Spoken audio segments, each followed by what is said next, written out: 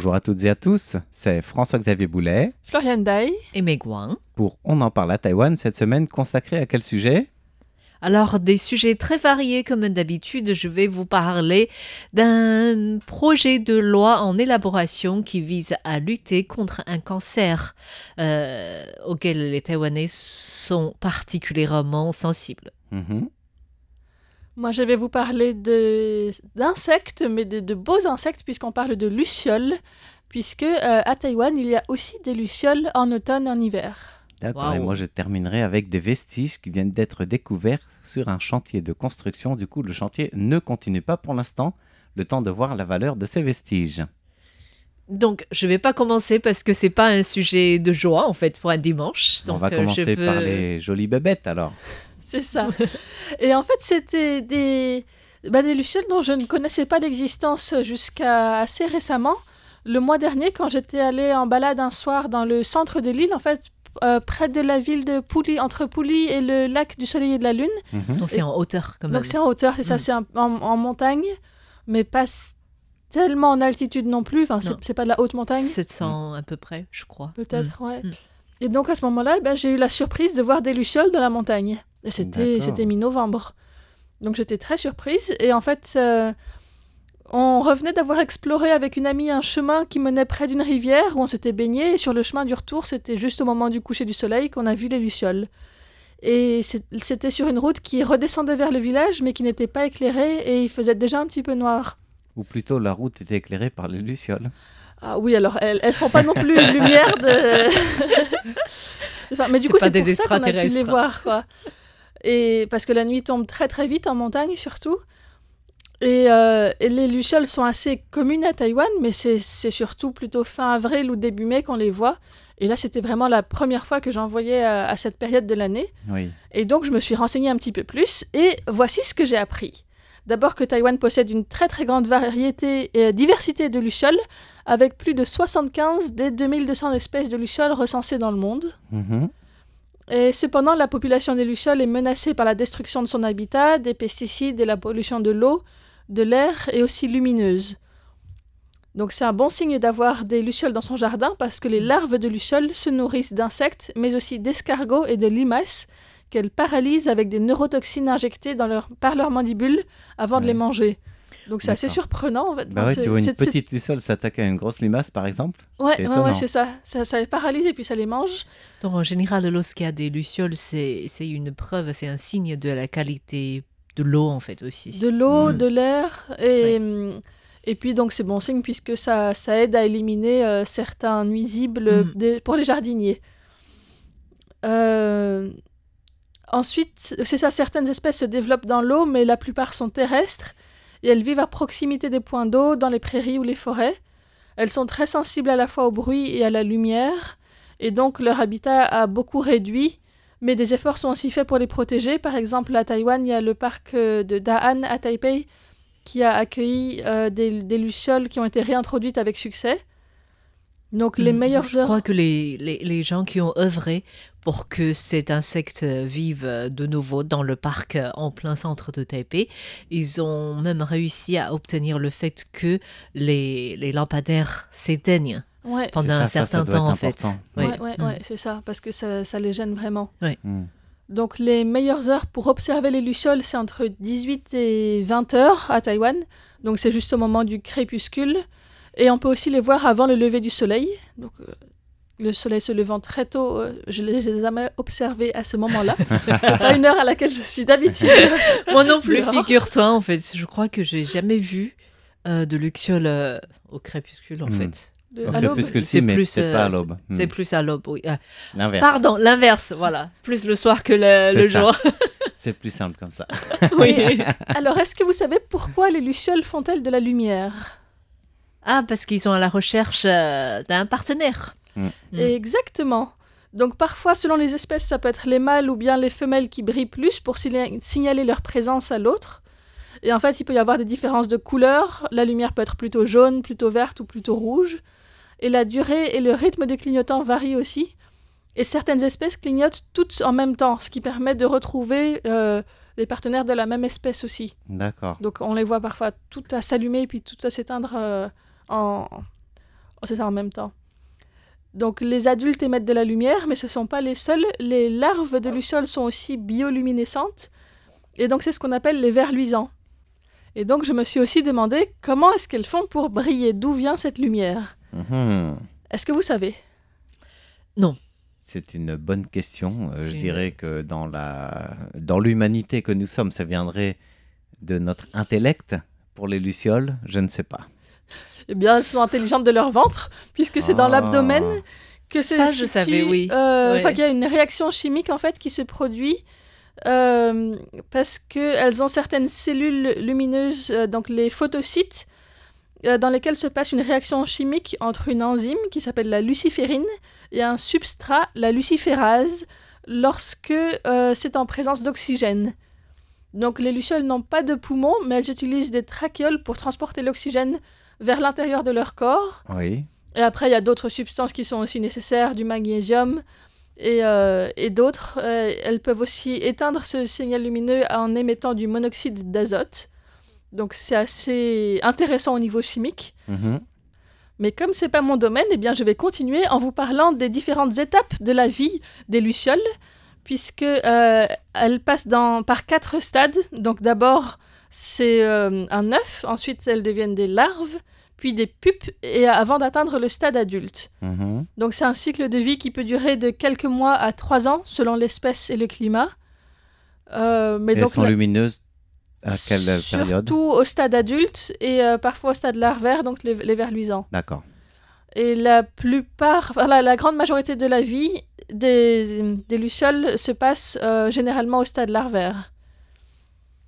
Ensuite, elles émergent en tant qu'adultes en général à la fin du printemps ou début de l'été, mais certaines donc passent l'hiver à l'état adulte et semblent s'accoupler de la mi-novembre à décembre ou janvier, c'est-à-dire c'est pour ça maintenant. qu'on a des lumières maintenant. Et c'est celle-là que j'ai vue, voilà. Donc c'est probablement une de ces espèces que j'ai pu observer, qui sont, selon Internet, surtout présentes dans la région de Alishan. Donc c'est pas vraiment là où j'étais, puisque j'étais un peu plus au nord, mais c'est aussi une zone montagneuse.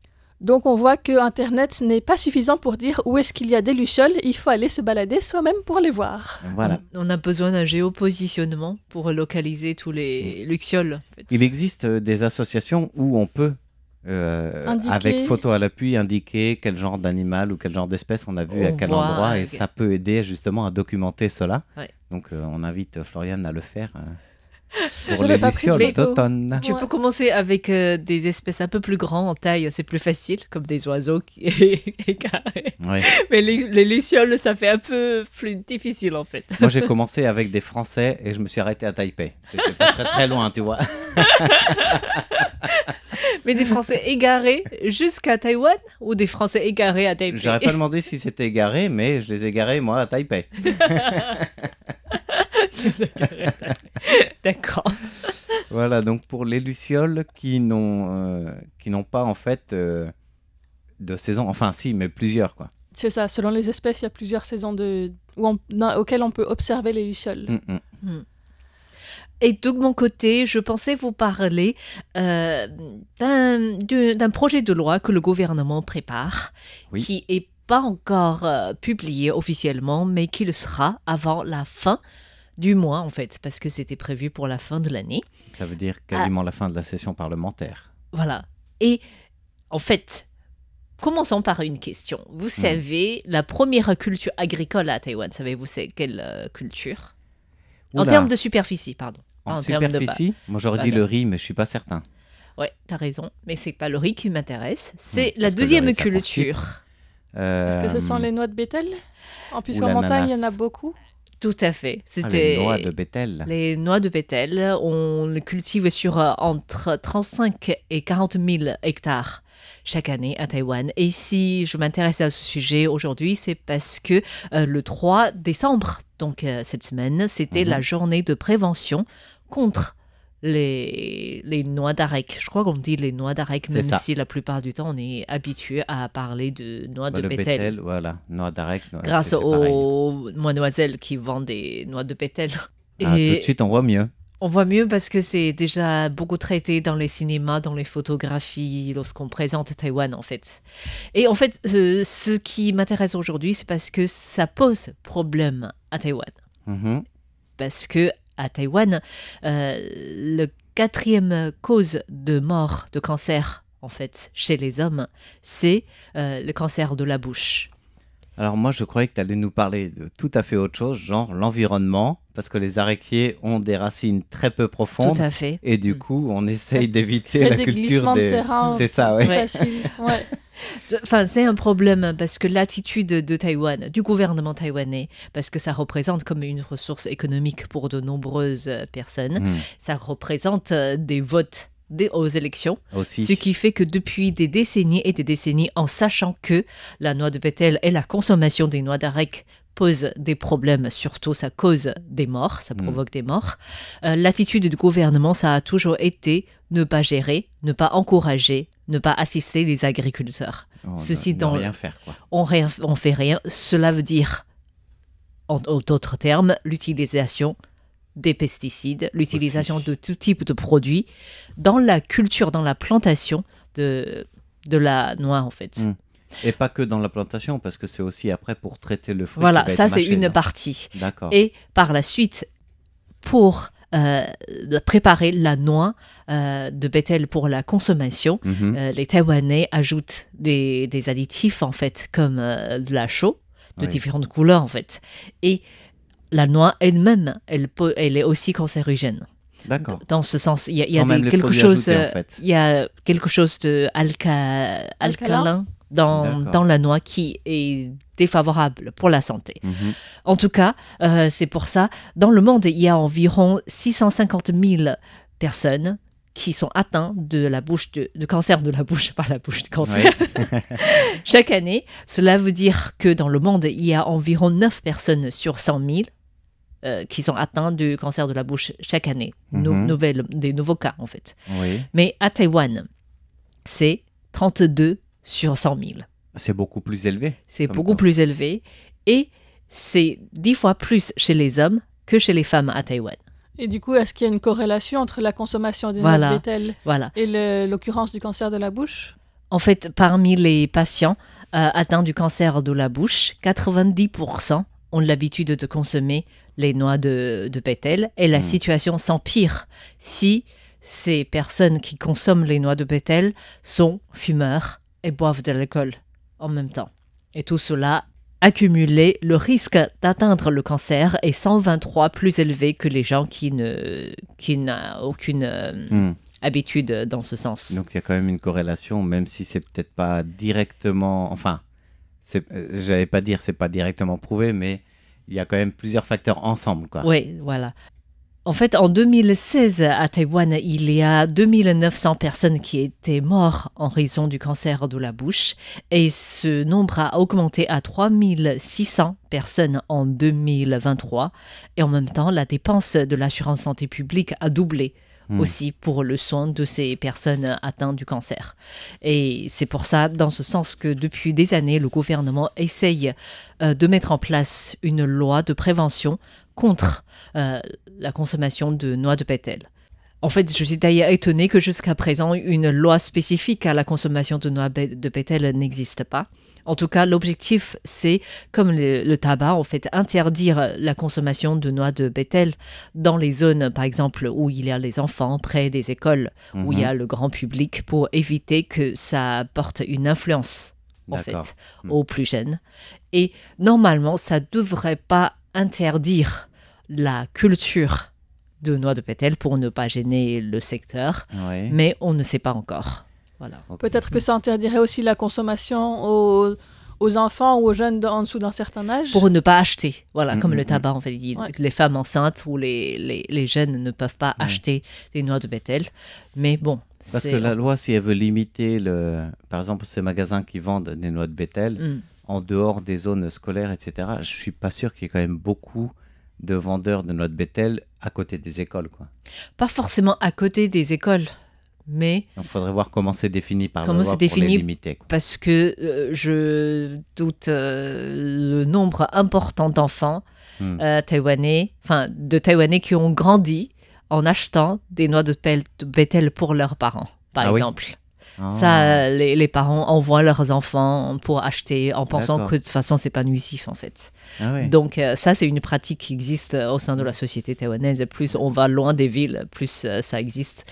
Donc je pense que c'est aussi dans ce sens que le gouvernement veut interdire cette pratique. Parce qu'en 20 ans de présence à Taïwan, j'avais l'impression que justement les magasins où on peut acheter des noix de bétel, c'est sur les grands axes routiers où il y a justement les chauffeurs, les routiers qui peuvent s'arrêter, prendre leur consommation. Ça, c'est une partie, ça c'est sur la route, mais dans les villages ruraux, ça existe aussi. Ça existe aussi. Mais en tout cas, Taïwan est sur la bonne voie dans le sens où le taux d'adultes qui consomment de noix de bétel commence à chuter. C'est déjà ça, c'est 3,5% environ dans les années 2020 en fait. D'adultes qui consomment. Mais ils ne vont pas consommer moins. Et c'est ça le... Il y en a moins qui consomment, mais les consommateurs ne consomment pas moins. Voilà. En fait, d'après les recherches, si une personne mâche 10 noix de bétel par jour pendant plus de 10 ans, son risque d'atteindre le cancer de la bouche dure 10 ans aussi. Donc pendant 10 ans, il est sensible en fait. Voilà. Mais mâcher une fois de temps en temps, c'est pas forcément bon non plus en fait. Pas forcément bon en fait, avec tout ce qui est les chiffres, ajouté dans la noix pour la consommation, c'est pas conseillé, recommandé non plus. Voilà. Voilà, c'est donc par rapport à la journée de prévention contre la noix de bétel.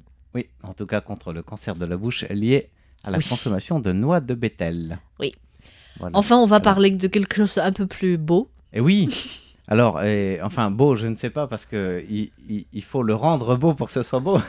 Ce sera beau. On va parler des vestiges qui viennent d'être découverts sur un chantier à Tainan. Qui dit découverte d'une structure historique, dit forcément les travaux sont suspendus. Parce que là, c'est sur un chantier. Alors, heureusement, ce n'était pas un grand chantier, on va y revenir. Ce n'est pas un chantier de construction qui est paralysé, retardé ou même suspendu, mais seulement des travaux de drainage. Mais Taïwan a déjà connu ça, que ce soit pour la construction de la ligne de train à grande vitesse ou le parc scientifique de Tainan. La gare de Taidong aussi. Et même certaines résidences particulières. Où ça change, c'est que parfois, si le chef de chantier n'est pas trop scrupuleux, il dit on va pas retarder nos trucs, on n'a rien vu, on continue les travaux. Ça existe un peu partout et pas que à Taïwan, malheureusement. Mais là, on va parler vraiment d'un chantier public qui a lieu pour des travaux de drainage près d'un collège qui s'appelle le collège Mingde à Tainan. C'est dans le nord de la super municipalité du sud de Taïwan. Voilà, ça je l'ai placé. Le nord et le sud dans la même phrase. Pour dire que c'est bien à Tainan, mais c'est dans la partie nord. C'est proche de Chiayi en fait. C'est loin de Kaohsiung, en gros. Exactement. Et du coup... on est bon en géographie. Tainan, on le connaît, c'est très riche historiquement. Oui. Voilà. Et du coup, dès qu'on fait des travaux, dès qu'on fait des recherches, on peut tomber sur, non pas un os, mais un bout de mur. Et là, c'est le cas. Ils ne sont pas tombés sur un os en faisant un drainage, mais sur un bout de mur qui semblait bizarre. Alors, comment on a fait des travaux de drainage sur place? Eh bien, en fait, depuis très longtemps, c'est un quartier qui inonde à chaque pluie. Et même pas des pluies diluviennes, même pas un passage de typhon. Dès qu'il pleut beaucoup, la topographie fait que tous les abords de ce collège Mingde font que les routes sont inondées, 2 des 4 routes qui entourent le collège, régulièrement. Du coup, la municipalité a fait des travaux, ça marchait pas bien. La municipalité a demandé des subventions du gouvernement qui ont été accordées. Et donc, des travaux depuis 2 ans ont lieu pour refaire toutes les canalisations, mais aussi tous les canaux de drainage du quartier. C'est un chantier gigantesque parce que ça veut dire qu'on crée des nouveaux drains, mais en sous-sol, donc de manière souterraine, alors qu'il y a déjà des constructions un peu partout. Donc ça demande 4 années de travaux pour faire 10 km de drainage sur la région. Enfin, sur tout le quartier en fait. J'imagine les habitants du coin, ça doit être assez pénible en fait, de souffrir des travaux. C'est nécessaire. Une fois que ce sera fini, c'est nécessaire. Plusieurs fois par an. Ouais. Et là, tout le monde disait chic, c'est bientôt fini. Au prochain nouvel an, c'est bon. Donc, en fin janvier, grosso modo 2025, on aura tout fini. Sauf que, oui, les travaux sont finis à presque 98% de réalisation quand une pelleteuse cogne sur quelque chose qui a l'air un vestige historique. Donc, on suspend les travaux, on appelle la mairie, qu'est-ce qu'on fait? Le bureau du patrimoine arrive pour voir est-ce que c'est vraiment un vestige ou pas, parce que ça peut être un bout de caillou. Qui avait une drôle de tête et en fait, c'est pas... Et qui n'a aucune valeur historique. Mais le Bureau du patrimoine a dit « Oh là là là là, ça ressemble quand même à des vestiges de murs dont la construction ressemble à ce qu'on faisait lors de la dynastie des Qing. » Donc, on remonte à ça dépend, 17e jusqu'à fin 19e, quoi. Parce que la dynastie des Qing, c'est 1644 à 1912. Bon, Taïwan, on arrête normalement à 1895 avec le traité de Shimonoseki qui fait que les Japonais arrivent à Taïwan, quoi. Mais voilà, ça dépend d'une grande fourchette temporelle, mais quand même vestige historique. Donc, la mairie a ordonné de suspendre les travaux, le temps de demander au gouvernement d'envoyer des experts de plusieurs niveaux du patrimoine pour évaluer la richesse potentielle de ces vestiges. Et on sait le bout de mur et la taille. Alors c'est ça qui est intéressant. J'imagine qu'il y en a encore beaucoup qui est sous-sol parce que s'ils viennent juste de cogner... On a vu qu'un petit bout du mur. C'est ça, on ne sait pas trop arrête tout quelle est la taille de ce qu'il y a encore. On attend justement les experts. La municipalité a envoyé des experts municipaux qui ont dit il y a peut-être une valeur historique, donc on stoppe, on attend une deuxième expertise. Donc tout le site a été périmétré, je ne sais pas si le terme on peut le dire, mais il y a eu un périmètre de sécurité qui a été fait pour ne plus toucher à rien. L'inspection approfondie a eu lieu cette semaine par le Bureau du patrimoine culturel de Taïwan avec le gouvernement central, et les experts se sont rendus sur place pour voir la teneur des vestiges, l'ampleur peut-être de la constitution du mur et d'éventuelles fouilles plus poussées si besoin. Les travaux en eux-mêmes, ils sont bloqués parce que c'était des drainages souterrains, donc on ne peut plus continuer de percer. Il manquait environ 8 mètres de drainage pour finir les travaux. Donc c'est un peu malheureux cette histoire, mais enfin pour le drainage en tout cas. Mais on est obligé d'attendre. Donc l'os en l'occurrence c'est un mur. Alors oui, les experts ont dit c'est une valeur de vestige historique, on le conserve. On ne connaît pas encore, pour répondre à ta question, l'ampleur, la grandeur la taille qui reste de ce vestige, parce qu'il n'y en a qu'une partie qui a été excavée. Mais maintenant, en collaboration avec les ouvriers du chantier, on travaille sur 2 options possibles. Parce soit que quand c'est comme ça, une déviation autour... en fait, il y a plusieurs options, quoi. Soit on abandonne les travaux, parce qu'on veut conserver le site tel quel, sans rien faire. Et là, c'est des millions qui sont perdus. Donc, c'est pas souhaitable. Soit on fait une conservation in situ, ça veut dire sur le site, des vestiges qui ont été excavés. Ça veut dire que le chantier de construction doit d'abord excaver tout le site. Et là, on verra si c'est très long ou pas long, le bout du mur qui reste. Sans le déplacer, le conserver et le mettre en valeur sur place. Ça veut dire les travaux, on les oublie et on passe ailleurs. Soit on fait une documentation et un démontage contrôlé. Ça veut dire que les vestiges, ils sont mis à jour par les pelleteuses qui sont sur place, donc par la société en charge du chantier, en coopération avec les autorités du patrimoine, bien sûr. On les documente, on fait des photos 3D, on fait une reconstitution virtuelle avant de tout démonter, tant qu'on peut, pièce par pièce. Et éventuellement, le but de cette option, c'est de pouvoir reconstituer le vestige, mais ailleurs que sur place, et puis continuer les travaux. Alors là, bien sûr, il y a des risques. Les risques, c'est de perdre une partie du contexte historique, parce qu'on n'est plus sur le site. Le risque aussi, c'est d'abîmer pendant le transport, pendant le démontage, le remontage, les pièces qui ont une valeur quand même historique. Et du coup, généralement, les autorités réfléchissent à 2 ou 3 fois avant de déplacer un patrimoine historique. Donc, l'option privilégiée, c'est de les conserver sur place et de les mettre en valeur. Et pour l'instant, on s'oriente à Tainan vers une option mixte, qui est la conservation sur place et en même temps, une modification du projet de travaux. Donc, on n'annule pas le travaux, on ne le déplace pas ailleurs, mais on modifie le chantier pour que à la fois le chantier se réalise, mais qu'en même temps, le vestige sur place soit mis en valeur. Donc, pour cela, Tainan s'appuie sur ce qui a déjà été fait par le passé, c'est-à-dire l'entrepreneur avait excavé jusqu'à la base des vestiges qui avaient été mis à jour pendant des travaux. Il y avait toute une documentation photo 3D qui avait été mise en place. Donc, on a on a déjà les vestiges de manière numérisée, j'allais dire.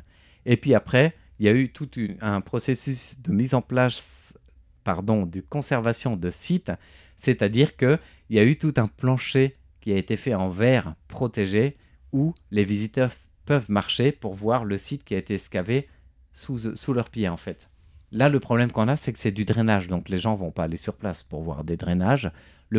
Deuxième problème qu'on a, c'est que c'est souterrain, et du coup, pour protéger sur site et mettre en valeur un vestige souterrain... Dans une zone inondable ? Dans une zone inondable, c'est très très complexe. Parce que oui, tant qu'il n'y a pas les drains qui sont mis en place, ça risque aussi d'être très Alors, très vite sous l'eau. Il y a deux options. Soit les drains, tu les fais contourner vers la droite, vers la gauche du site, contourner comme ça le site, et tu mets tout un système de protection au-dessus du vestige, mais le problème c'est qu'il n'est plus du tout mis en valeur. Deuxième option, le vestige est mis en valeur avec des drains qui sont mis en format transparent, genre verre, etc. Et le drain passerait au-dessus et jouerait un rôle de lumière naturelle sur le site qui est en dessous. Mais ça nécessite pour la municipalité d'organiser tout un site spécial aménagé à des fins culturelles, historiques, qui ne vont pas attirer les foules. Donc ce serait aussi un coût largement supplémentaire pour la municipalité pour faire venir du monde qui ne verra finalement pas grand-chose.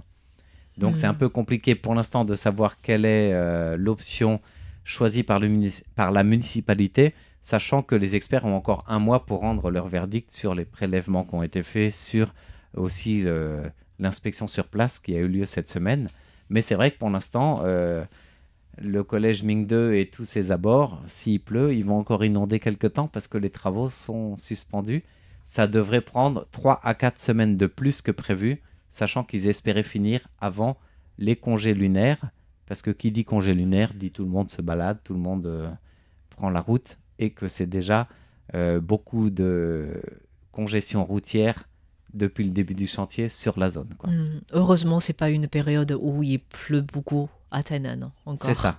Donc ça peut aussi aider. Et la question que les experts se posaient, c'est, vu que c'est un lieu qui inonde beaucoup et de très longtemps, ces vestiges, est-ce qu'ils valent le coup d'être conservés? Est-ce qu'ils sont déjà pas trop abîmés non plus par toute l'humidité qui a imprégné dans les sous-sols, quoi, dans ces murs qui avaient été d'abord négligés parce que ça valait rien à l'époque qu'on faisait autre chose, et qu'aujourd'hui on se dit faut peut-être les conserver.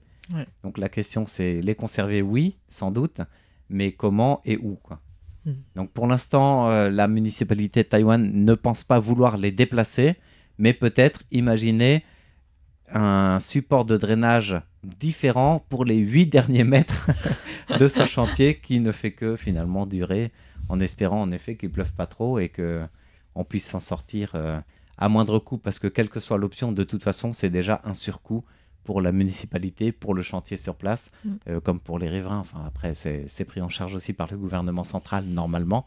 Et je pense que Tainan cherche une solution qui fasse que le vestige soit reconnu au niveau national, c'est-à-dire un budget spécial du gouvernement, parce que sinon, c'est encore un gros investissement pour la ville qui a déjà un budget limité et une richesse historique telle qu'elle ne peut pas protéger tous les patrimoines. Cela veut dire qu'on attend une prochaine épisode sur ce site dans On en parle à Taïwan. D'ici là, portez-vous bien. C'était On en parle à Taïwan, animé par Florian Dai, Meg Wang et François-Xavier Boulet. Bye bye.